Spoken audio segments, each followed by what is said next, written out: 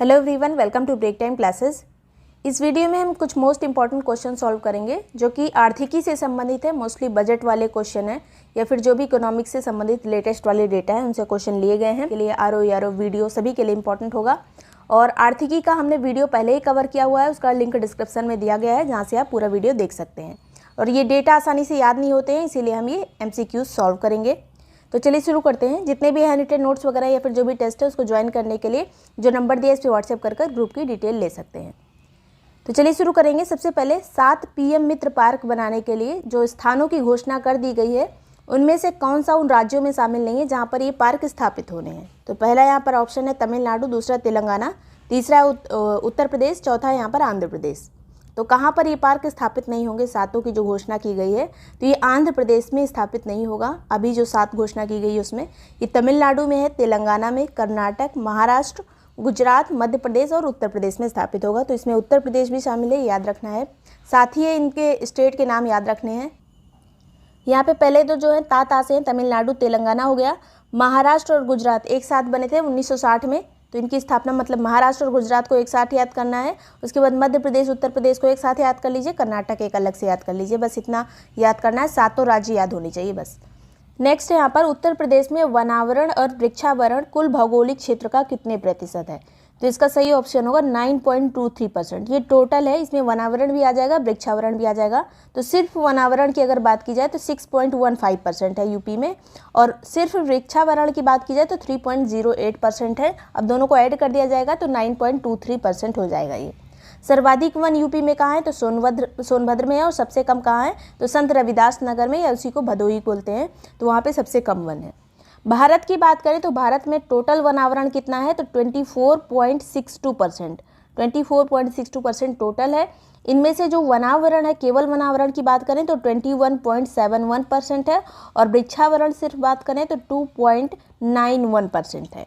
Total 24 है, और अगर यहाँ पे पॉइंट में याद रखना है, टोटल है 24.62, और केवल वनावरण की बात करें तो 21.71 है, और केवल वृक्षावरण की बात करें तो 2.91% है। ये हमने जो है कृषि और वन वाला जो डेटा है, वन रिपोर्ट वाला, उसमें कवर किया हुआ है। नेक्स्ट है यहाँ पर फरवरी 2023 में प्रस्तुत यूपी बजट 2023-24 का आकार कितना है? तो यूपी का बजट था 6.90 लाख करोड़। 6.90 लाख करोड़ यूपी का यहाँ पर बजट था। नेक्स्ट बात करें, पेश किसने किया था बजट? तो सुरेश खन्ना के द्वारा, ये जो वित्त मंत्री हैं यूपी के, उनके द्वारा पेश किया गया था।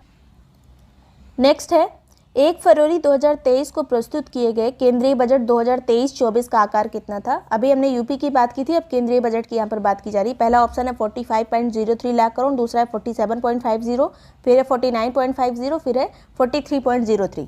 तो ये बजट था 45.03 लाख करोड़। ये निर्मला सीतारमण जी के द्वारा इसको 1 फरवरी को पेश किया गया था, और निर्मला सीतारमण का ये 5वां बजट था। अभी तक सर्वाधिक बार बजट किसने पेश किया? तो मोरारजी देसाई के द्वारा सबसे ज़्यादा बार बजट पेश किया गया है। नेक्स्ट बात करेंगे, बजट 2023-24 में घाटा अनुमानों को सुमेलित कीजिए। तो राजकोषीय घाटा यानी फिस्कल डेफिसिट कितना था इस बार? तो 5.9 था, 5.9% है ये। और राजस्व घाटा कितना था? तो 2.9 था। प्राथमिक घाटा कितना था? तो 2.3 था। प्रभावी राजस्व घाटा कितना था? तो 1.4 था। इसी क्रम में याद रखना है, घटते क्रम में पहले राजकोषीय घाटा यानी फिस्कल डेफिसिट, फिर रेवेन्यू घाटा यानी राजस्व घाटा यानी रेवेन्यू डेफिसिट, फिर प्राइमरी घाटा हो जाएगा, फिर यहाँ पर प्रभावी राजस्व घाटा हो जाएगा 1.7। तो इसी क्रम में 5.9, 2.9, 2.3 और 1.7 याद रखना है। सही ऑप्शन होगा A 1 2 3 4। नेक्स्ट बात करेंगे, केंद्रीय बजट में आत्मनिर्भर स्वच्छ पौध कार्यक्रम हेतु कितने धन का आवंटन किया गया है? तो यहाँ पर जो आवंटन किया गया, पहला ऑप्शन है 2500 करोड़, फिर है 1000 करोड़, 2200 करोड़, 3000 करोड़। तो सही ऑप्शन होगा 2200 करोड़ का आवंटन इसके लिए किया गया है। नेक्स्ट है केंद्रीय बजट के अनुसार रुपया प्राप्ति के स्रोतों में शीर्ष क्या है? हमें सबसे ज़्यादा पैसा कहाँ से प्राप्त होता है? तो वैसे तो उधार जो अन्य देयताएं होती हैं, उधार और अन्य देयताएं, ये पहले नंबर पे आ जाएंगी। जो हम अलग अलग देशों से लेते हैं या फिर किसी संगठन से लेते हैं तो वो पहले नंबर पर हमेशा आता है। लेकिन अक्सर जो ऑप्शन में पूछा जाता है ये सभी मदें पूछी जाती हैं। तो इसमें नंबर 1 पे आएगा GST। GST से हमें जो है सबसे ज़्यादा पैसा इस बार प्राप्त हुआ है। सेकेंड पे आता है निगम कर और आयकर। यहाँ पर GST का जो परसेंटेज है वो 17% है। निगम कर और आयकर दोनों का 15% है, ये याद रखना है। तो पहले नंबर पर GST आएगा। नेक्स्ट बात करेंगे, बजट 2023-24 के अनुसार सुमेलित कीजिए तो स्वच्छ भारत मिशन के लिए कितने रुपए रखे गए हैं, तो 12,192 करोड़ रुपए स्वच्छ भारत मिशन के लिए रखे गए हैं। इसमें ग्रामीण और शहरी दोनों आ जाएगा। अगर शहरी की बात करें तो उसके लिए 5,000 करोड़ रुपए रखे गए हैं। और यहीं पे अगर ग्रामीण पूछ लिया जाएगा तो ग्रामीण के लिए रखे गए हैं 7,192 करोड़ रुपए। शहरी के लिए कम है 5,000 करोड़ रुपए, ग्रामीण के लिए 7,192 करोड़ रुपए। टोटल अगर केवल स्वच्छ भारत मिशन पूछा जाए तो 12,192 करोड़ रुपए। पीएम आवास योजना के लिए कितना रखा गया है, तो आवंटन किया गया है 79,590 करोड़, 79,590 करोड़। और इसमें जो है काफ़ी ज़्यादा वृद्धि हुई है पिछले साल के हिसाब से। कितनी वृद्धि हुई है, 66% इसमें वृद्धि की गई है, तो ये इंपॉर्टेंट है। मनरेगा के लिए 60,000 करोड़ रुपए का आवंटन किया गया है। जल जीवन मिशन के लिए 70,000 करोड़ का आवंटन किया गया है। तो यहाँ पर जो सही ऑप्शन होगा पहले का दूसरा ऑप्शन होगा यहाँ पर सी। नेक्स्ट है बजट 2023-24 में घोषित प्राथमिकताओं में शामिल नहीं है, तो पहला यहाँ पर समावेशी विकास, दूसरा है हरित विकास, तीसरा है बुनियादी ढांचा और निवेश, तो तीनों इसमें शामिल हैं, ऑप्शन होगा डी। तो 7 प्राथमिकताएं जो शामिल हैं बजट के इस बार में, तो उनको बोला जा रहा है सप्तऋषि हैं ये। कौन कौन सा है इसमें, समावेशी विकास, अंतिम छोर तक पहुँच, अवसंरचना और निवेश, सक्षमता को सामने लाना, हरित विकास, युवा शक्ति और वित्तीय क्षेत्र। इतनी चीज़ों को सप्तऋषि में शामिल किया गया है। नेक्स्ट बात करेंगे महिला सम्मान बचत प्रमाण पत्र योजना के तहत महिलाओं और लड़कियों को अधिकतम 2 लाख रुपए 2 वर्ष तक की अवधि के लिए जमा करने पर किस दर से ब्याज दिया जाएगा। तो 2 लाख, यहाँ पे सभी चीज़ें याद रखनी है कि 2 लाख अधिकतम इसकी सीमा है। 2 वर्ष तक की अवधि के लिए जमा करने पर जो ब्याज दिया जाएगा वो पूछा गया है इसमें। तो 6%, 7%, 7.5% या फिर 8%। तो सही ऑप्शन होगा 7.5%। नेक्स्ट है यहाँ पर पीएम प्रणाम योजना का उद्देश्य क्या है। तो पीएम प्रणाम योजना का पहला यहाँ पे ऑप्शन है वरिष्ठ नागरिकों का कल्याण करना, दूसरा है कृत्रिम बुद्धिमत्ता यानी आर्टिफिशियल इंटेलिजेंस को बढ़ावा देना, तीसरा है यहाँ पर रासायनिक उर्वरकों के स्थान पर वैकल्पिक उर्वरकों के प्रयोग को बढ़ावा देना, चौथा है उपर्युक्त में से कोई नहीं। तो सही ऑप्शन होगा यहाँ पर रासायनिक उर्वरकों के स्थान पर वैकल्पिक उर्वरकों को बढ़ावा देना। अब पीएम प्रणाम का फुल फॉर्म क्या है, तो प्रधानमंत्री promotion of alternative nutrients for agriculture management. फिर से सुन लीजिए, promotion of alternative nutrients for agriculture management. Next बात करेंगे यहाँ पर बजट 2023-24 के तहत जीडीपी का कितना प्रतिशत स्वास्थ्य क्षेत्र में व्यय करने का अनुमान यहाँ पर लगाया गया है।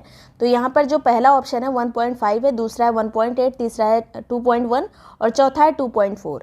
तो स्वास्थ्य क्षेत्र में जीडीपी का कितना व्यय किया जाएगा, तो 2.1%। और यहीं पे अगर शिक्षा की बात कर ली जाए तो शिक्षा के लिए 2.9% की बात की गई है। ये दोनों याद रखना है, यही दोनों इंपॉर्टेंट है, शिक्षा के लिए 2.9 और स्वास्थ्य के लिए 2.1।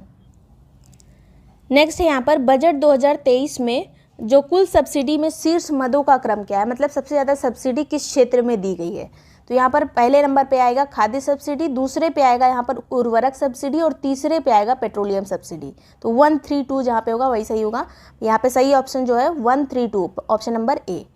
नेक्स्ट बात करेंगे भारत सरकार ने जो बजट 2023-24 में पारंपरिक कारीगरों और शिल्पकारों के लिए किस नई योजना की घोषणा की है। तो पहली योजना पहला जो है यहाँ पर विश्वकर्मा सम्मान योजना, दूसरा है पीएम विश्वकर्मा योजना, तीसरा है यहाँ पर पीएम विश्वकर्मा कौशल सम्मान योजना, चौथा है यहाँ पर कौशल सम्मान योजना।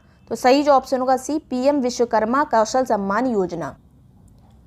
और इसके तहत जो है उन कारीगरों और शिल्पकारों का जो है विकास किया जाएगा जो कि पारंपरिक क्षेत्र से संबंधित है। पारंपरिक जो शिल्पकार होंगे या कारीगर होंगे उनका विकास किया जाएगा, उनको वित्तीय सहायता दी जाएगी, कौशल प्रशिक्षण उनका दिया जाएगा और उनको जो वैश्विक बाजार होते हैं उनसे जोड़ने की कोशिश की जाएगी, डिजिटलाइज किया जाएगा उनको। तो बहुत सारी चीज़ें उनके लिए है।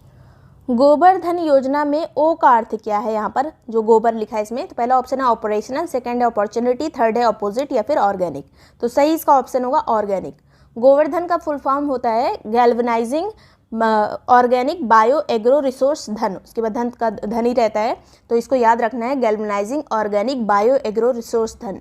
और 2023-24 में इसके तहत कहा गया है कि 10,000 रुपये इसके लिए रखे गए हैं, 10,000 करोड़ रुपए, 10,000 करोड़ रुपए इसके लिए रखे गए हैं। और कहा गया है कि 500 जो हैं नए जो वेस्ट टू वेल्थ वाले जो संयंत्र लगते हैं वो 500 संयंत्र लगाए जाएंगे, टोटल 500 संयंत्र लगाए जाएंगे। और ये जो गोवर्धन स्कीम है इसकी शुरुआत कब हुई थी, तो 2018 में इसकी शुरुआत हुई थी। कहाँ से इसकी शुरुआत हुई थी, तो करनाल हरियाणा से इसकी शुरुआत की गई थी। और 2023-24 में इसके लिए 10,000 करोड़ रुपए रखे गए हैं, जिसके तहत जो है 500 नए कचरे से संपदा वाले मतलब वेस्ट टू वेल्थ वाले संयंत्र स्थापित किए जाएंगे। नेक्स्ट बात करते हैं गोवर्धन योजना का शुभारंभ कहाँ से किया गया था? तो ये करनाल हरियाणा से किया गया था, ऑप्शन होगा बी।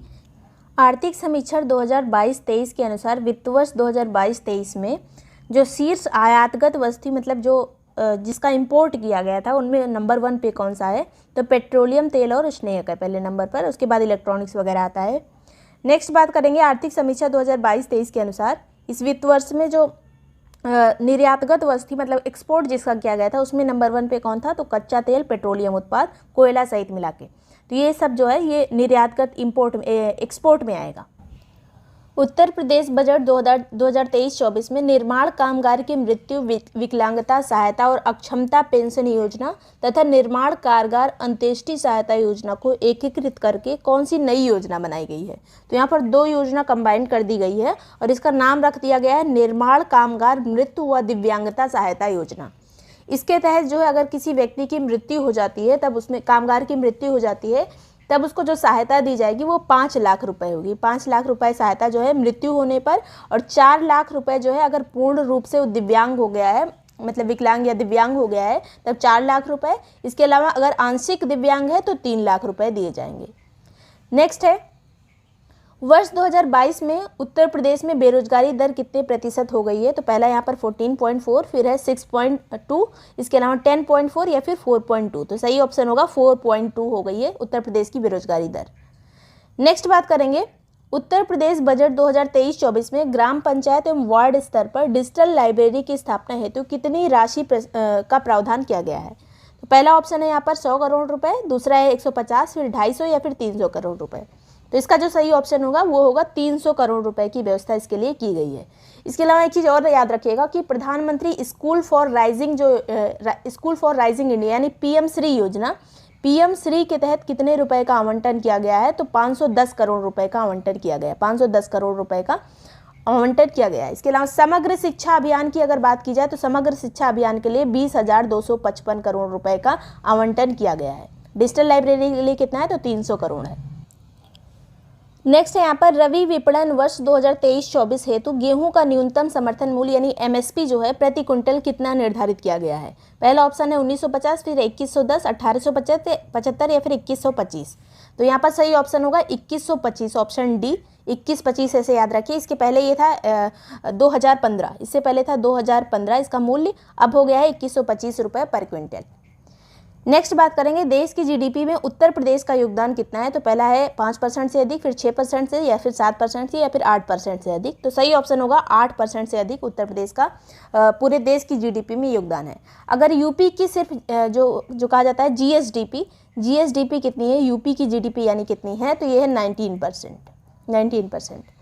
नेक्स्ट बात करेंगे मुख्यमंत्री कृषक दुर्घटना कल्याण योजना के अंतर्गत दुर्घटनावश मृत्यु या फिर दिव्यांगता की दशा में अधिकतम जो धनराशि का प्रावधान है वो कितना दिया जाएगा? तो 5 लाख रुपए इसके लिए भी दिए जाएंगे। जो पूर्ण रूप से दिव्यांग हो जाए या फिर मृत्यु हो जाए तो 5 लाख रुपए। नेक्स्ट बात करेंगे मुख्यमंत्री कन्या सुमंगला योजना के तहत कितनी धनराशि का प्रावधान किया गया है? तो इसके तहत जो पहला ऑप्शन है 100 करोड़ या फिर 1200 करोड़, 1050 करोड़ या फिर 2000 करोड़। तो सही ऑप्शन होगा 1050 करोड़ रुपए का आवंटन किया गया है मुख्यमंत्री कन्या सुमंगला योजना के तहत। नेक्स्ट बात करेंगे उत्तर प्रदेश में यहाँ पर कन्या सुमंगला योजना याद रखिए कब आई थी? तो सन 2019 में आई थी। काफ़ी पॉपुलर योजना है इसलिए इंपॉर्टेंट है। उत्तर प्रदेश के संबंध में निम्नलिखित कथनों पर विचार कीजिए। पहला कथन है यहाँ पर प्रधानमंत्री जनधन योजना के अंतर्गत देश में खोले गए कुल खातों में उत्तर प्रदेश का द्वितीय स्थान है। दूसरा कथन है वित्तीय वर्ष 2022-23 के दौरान सकल राज्य मूल्य वर्धन में प्राथमिक क्षेत्र का योगदान बढ़ा है। तो प्राथमिक क्षेत्र का मतलब होता है जो कृषि या फिर कृषि से संबंधित जो क्षेत्र होते हैं, फिशरीज वगैरह, तो ये सभी इसमें आ जाते हैं प्राथमिक क्षेत्रों में। तो यहाँ पे जो कथन सही होगा वो केवल दूसरा वाला सही होगा। उत्तर प्रदेश का स्थान जनधन खाते खोलने वाले की संख्या में पहले नंबर पर है। और यहाँ पर जो प्राथमिक सेक्टर की बात करें तो इसका जो है मूल्यवर्धन हुआ है, और कितना हुआ है तो वर्तमान की बात करें तो पहले 2021-22 में था 3% जो मूल्य वृद्धि थी इसकी, और जो अभी की बात करें 2022-23 के दौरान तो ये 3.5% था कृषि और संबंधित क्षेत्र। तो यहाँ पर केवल दूसरा वाला सही होगा, ऑप्शन होगा बी। अगले क्वेश्चन की तरफ चलते हैं। अगर प्रश्न आपको पसंद आ रहे हो तो लाइक वगैरह कर दिया करिए। अगर चैनल को अभी तक सब्सक्राइब नहीं किया है तो सब्सक्राइब वगैरह कर लेना। निम्नलिखित में से कौन सी समिति बैंकिंग क्षेत्र में सुधार से संबंधित नहीं है? तो बहुत सारी समितियां मैंने कराई हुई हैं हर क्षेत्र से संबंधित, चाहे बैंकिंग हो, वित्तीय क्षेत्र हो, केंद्र राज्य संबंध हो, तो उसका वीडियो मैं इसी वीडियो के लिंक में डिस्क्रिप्शन में सेंड कर दूंगी उसका लिंक, तो वहाँ से सभी समितियां देख लीजिएगा। अभी जान लीजिए कि विमल जालान समिति जो है बैंकिंग क्षेत्र से संबंधित है, उर्जित पटेल समिति भी है, एम.एन. गोइपिरिया समिति भी है, दिनेश गोस्वामी समिति जो है ये इलेक्शन से संबंधित है, निर्वाचन से संबंधित है। नेक्स्ट बात करेंगे, निम्नलिखित कथनों पर विचार कीजिए। पहला कथन है देश की मौद्रिक नीति का निर्धारण आरबीआई यानी भारतीय रिजर्व बैंक करता है, ये सही है पहला कथन। दूसरा है देश की राजकोषीय नीति का निर्धारण केंद्रीय वित्त मंत्रालय करता है, तो ये भी सही है कि राजकोषीय नीति का निर्धारण जो है वित्त मंत्रालय करता है और मौद्रिक नीति जो है आरबीआई जारी करती है, तो यहाँ पर दोनों सही है, ऑप्शन होगा 1 और 2 दोनों। नेक्स्ट बात करेंगे मौद्रिक नीति समिति के संबंध में निम्नलिखित कथनों पर विचार कीजिए। पहला कथन है यहाँ पर मौद्रिक नीति समिति में कुल 6 सदस्य होते हैं, जिसमें से 3 भारतीय रिजर्व बैंक यानी आरबीआई से होते हैं और 3 सदस्य केंद्र सरकार द्वारा नामित होते हैं, तो ये वाला कथन सही है। 6 लोग होते हैं, 3 आरबीआई के, 3 सरकार के। भारतीय रिजर्व बैंक यानी आरबीआई का गवर्नर समिति का अध्यक्ष होता है, ये भी सही है। मौद्रिक नीति समिति की 1 वर्ष में कम से कम 4 बैठक होना अनिवार्य है और बैठक में गणपूर्ति कम से कम 4 सदस्यों की होनी चाहिए, तो ये भी यहाँ पर सभी कथन सत्य हैं। यहाँ पे जो बैठक है वो वर्ष में 4 बार न्यूनतम होनी ही चाहिए और गणपूर्ति यानी कोरम कंप्लीट करने में जो 6 सदस्य हैं उनमें से 4 लोगों का मौजूद होना जरूरी है, तो यहाँ पर सभी कथन सत्य हैं, ऑप्शन होगा डी। नेक्स्ट बात करेंगे सर्वाधिक प्रति व्यक्ति आय वाला राज्य या फिर केंद्र शासित प्रदेश कौन सा है? तो यहाँ पे सही ऑप्शन होगा, पहला है सिक्किम, दूसरा है दिल्ली, तीसरा है गोवा, चौथा है चंडीगढ़, तो यहाँ सही ऑप्शन होगा गोवा। गोवा में प्रति व्यक्ति आय सबसे ज़्यादा है, 2nd नंबर पर सिक्किम आता है और 3rd नंबर पर दिल्ली आता है। केंद्र शासित प्रदेशों की बात करें तो दिल्ली पहले नंबर पर है। नेक्स्ट बात करेंगे वस्तु और सेवा कर परिषद जो जीएसटी परिषद है के संबंध में निम्नलिखित में से कौन सा कथन सही नहीं है? पहला कथन है इसके गठन का प्रावधान संविधान के अनुच्छेद 279A में किया गया है, तो ये सही है पहला वाला। इसका अध्यक्ष प्रधानमंत्री होता है जीएसटी परिषद का, तो ये वाला गलत है, यहाँ पर असत्य फाइंड आउट करना था, तो इसका जो अध्यक्ष होता है जीएसटी परिषद का वो वित्त मंत्री होता है। यह अपना निर्णय उपस्थित सदस्यों के कम से कम 3/4 बहुमत से करती है ये परिषद, तो ये सही है। इसमें केंद्र के मत का जो मूल्य होता है वो 1/3 होता है, मतलब केंद्र का हिस्सा इसमें मत में 1/3 होता है और राज्यों के मत जो होते हैं सामूहिक मत उनका 2/3 लिया जाता है। तो इसमें जो है सदस्य भी बहुत सारे शामिल होते हैं, हर राज्यों के वित्त मंत्री वगैरह शामिल होते हैं और देश का वित्त मंत्री इसका अध्यक्ष होता है।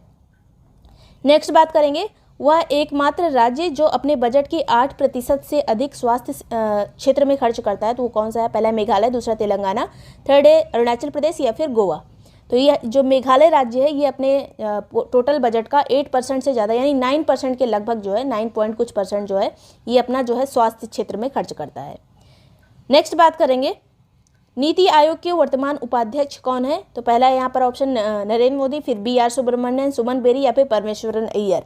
तो अध्यक्ष तो होते हैं जो देश के प्रधानमंत्री होते हैं। CEO वर्तमान में है BR सुब्रमण्यम और उपाध्यक्ष कौन है इस टाइम पे? तो सुमन बेरी हैं। उपाध्यक्ष इस टाइम पे सुमन बेरी हैं। पहले CEO परमेश्वरन अय्यर थे, अब BR सुब्रमण्यम है। तो ये CEO हो गए, ये अध्यक्ष हो गए। जो भी प्रधानमंत्री होता है वो पदेन अध्यक्ष होता है। इसके अलावा सुमन बेरी जो है ये उपाध्यक्ष है। नेक्स्ट बात करेंगे, अगला क्वेश्चन है अक्टूबर 2022 में प्रधानमंत्री नरेंद्र मोदी ने स्टैच्यू ऑफ यूनिटी अहमदाबाद में विश्व स्तर पर मिशन लाइफ लॉन्च किया था। लाइफ का पूर्ण रूप यानी फुल फॉर्म क्या होगा? तो पहला ऑप्शन है यहाँ पर लाइफ स्टाइल फॉर इन्वायरमेंट, दूसरा है लाइफ फॉर इंजीनियरिंग, तीसरा है लिविंग फॉर अर्थ, चौथा यहाँ पर लाइफ फॉर अर्थ। तो सही ऑप्शन होगा यहाँ पर life style for environment, option A.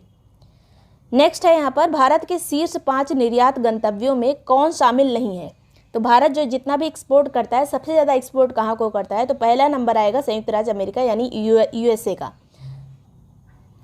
यहाँ पे शीर्ष 5 पूछा है तो पहले नंबर पर USA आएगा, 2nd पे UAE आएगा, 2nd पे है UAE, 3rd पे है चीन, 3rd पे चीन को निर्यात करता है और चौथे नंबर पर बांग्लादेश है, और 5वें नंबर पर हांगकांग और सिंगापुर है दोनों। तो हांगकांग और सिंगापुर 5वें नंबर पर है। इसमें जो सा शामिल नहीं है वो कौन है? तो रशिया शीर्ष 5 में शामिल नहीं। USA शामिल है, बांग्लादेश भी है यहाँ पर चौथे नंबर पर, चाइना भी यहाँ पर तीसरे नंबर पर है, USA तो पहले नंबर पर है, UAE 2nd है। तो यहाँ पर रशिया शामिल नहीं है। नेक्स्ट बात करते हैं अब यहाँ पे गंतव्यों की यहाँ पे एक्सपोर्ट की बात की गई है। इंपोर्ट में हम सबसे ज़्यादा आयात कहाँ से करते हैं, तो चाइना से सबसे ज़्यादा आयात करते हैं, सेकंड पे यूएई आता है, थर्ड पे यूएसए आता है। तो चाइना जहाँ पे हम एक्सपोर्ट तीसरे नंबर पर करते हैं, वहाँ से लेते सबसे ज़्यादा हैं, आयात सबसे ज़्यादा करते हैं। नेक्स्ट बात करेंगे, सिपरी रिपोर्ट 2022 के अनुसार विश्व का दूसरा सर्वाधिक शस्त्र निर्यातक देश कौन सा है, तो सर्वाधिक जो शस्त्र का निर्यात करता है वो है अमेरिका। पहले नंबर पर है अमेरिका, सेकंड पे आएगा यहाँ पर रशिया, सेकंड पे रशिया आएगा। और यहाँ पर जो क्वेश्चन पूछा गया है, क्वेश्चन में भी यही पूछा गया है कि दूसरे नंबर पर कौन है, तो दूसरे नंबर पर है रशिया। नेक्स्ट बात करते हैं, यहाँ पे अगर तीसरा नंबर भी पूछ लिया जाए तो पहले तो अमेरिका था, सेकंड पे रशिया था निर्यात करने में शस्त्रों के, तीसरे नंबर पर फ्रांस आएगा, फिर चौथे नंबर पर चाइना आता है और पाँचवें नंबर पर जर्मनी आएगा। तो शीर्ष कम से कम 5 याद होने चाहिए, पहले अमेरिका, दूसरे पे रशिया, तीसरे पे फ्रांस, चौथे पे चाइना और उसके बाद जो जर्मनी आएगा 5वें नंबर पर। जलवायु परिवर्तन प्रदर्शन सूचकांक 2023 में भारत को कौन सा स्थान प्राप्त हुआ है, तो भारत का स्थान है यहाँ पर 8वां। शीर्ष 3 पे कोई नहीं है, याद रखना है कि जलवायु परिवर्तन प्रदर्शन सूचकांक में पहला 3 स्थान किसी को भी नहीं दिया गया है। चौथे नंबर पर डेनमार्क है, चौथे नंबर पर डेनमार्क है। उसके बाद 5वें नंबर की बात करें तो 5वें पे स्वीडन है। उसके बाद 6वें पे तो फिर स्वीडन के बाद चिली आ जाएगा, मोरक्को आ जाएगा, वगैरह आ जाएगा, लेकिन यहाँ पे 8वां नंबर याद रखना है भारत का है। और पहले 3 पे कोई नहीं है, चौथे पे डेनमार्क, 5वें पे स्वीडन।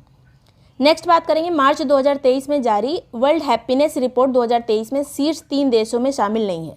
तो कौन सा देश शीर्ष 3 में शामिल नहीं है, पहले नंबर पर तो यहाँ फिनलैंड हो गया, दूसरे नंबर पर डेनमार्क है, तीसरे नंबर पर आइसलैंड है। तो शीर्ष 3 में स्वीडन तो शामिल नहीं है, लेकिन चौथे नंबर पर देखा जाए तो चौथे नंबर पर इजराइल है, चौथे नंबर पर इजराइल है। और 5वें नंबर पर हैप्पीनेस में कौन है, तो नीदरलैंड है, 5वें नंबर पर नीदरलैंड। तो ये कम से कम शीर्ष 5 याद रख लीजिए, पहले पे फिनलैंड, दूसरे पे डेनमार्क, तीसरे पे आइसलैंड, चौथे पे इजराइल, 5वें पे Netherland. QS Asia university ranking 2023 में किस विश्वविद्यालय को शीर्ष स्थान प्राप्त हुआ है। यहाँ पर क्यूएस एशिया की बात की जा रही है, तो पहला ऑप्शन है यहाँ पर नेशनल यूनिवर्सिटी ऑफ सिंगापुर, दूसरा है पेकिंग यूनिवर्सिटी चाइना। ये पेकिंग यूनिवर्सिटी चाइना ही जो है ये क्यूएस एशिया यूनिवर्सिटी रैंकिंग में पहले नंबर पर है। सेकंड पे कौन है, तो सेकंड पे है नेशनल यूनिवर्सिटी ऑफ सिंगापुर, पहले पे पेकिंग यूनिवर्सिटी, सेकंड पे है नेशनल यूनिवर्सिटी ऑफ सिंगापुर जो कि सिंगापुर की यूनिवर्सिटी है। इंडिया की बात करें तो इंडिया की तरफ से जो पहले नंबर पर है वो है आईआईटी बॉम्बे। आईआईटी बॉम्बे वैसे तो इंडिया की तरफ से पहले नंबर पर है, लेकिन ओवरऑल एशिया में उसकी रैंक देखी जाए तो 40 नंबर पर है, तो ये याद रखना है। नेक्स्ट बात करेंगे, Times higher education world university ranking 2023 में किस विश्वविद्यालय को शीर्ष रैंक प्रदान की गई है, तो ये वाली टाइम्स वाली अभी जो हमने देखा था वो क्यूएस रैंकिंग थी। इसमें पहला ऑप्शन है येल यूनिवर्सिटी का, दूसरा हार्वर्ड यूनिवर्सिटी, तीसरा स्टैनफोर्ड यूनिवर्सिटी, चौथा यूनिवर्सिटी ऑफ ऑक्सफोर्ड। तो यहाँ पर यूनिवर्सिटी ऑफ ऑक्सफोर्ड जो कि यूके की यूनिवर्सिटी है, इसको पहला स्थान प्राप्त हुआ है। अगर इंडिया की बात करी जाए तो शीर्ष जो 200 मतलब यूनिवर्सिटी या फिर कॉलेज है उसमें कोई भी इंडिया का नहीं है। शीर्ष 300 में है, जिसमें आईआईसी बेंगलुरु जो साइंस विश्वविद्यालय है बेंगलुरु का वो शामिल है, लेकिन 200 में लास्ट में मतलब शुरुआत के 200 में कोई भी इंडिया का नहीं है। बस इतना याद रखना कि यूनिवर्सिटी ऑफ ऑक्सफोर्ड जो है यूके की पहले नंबर पर है।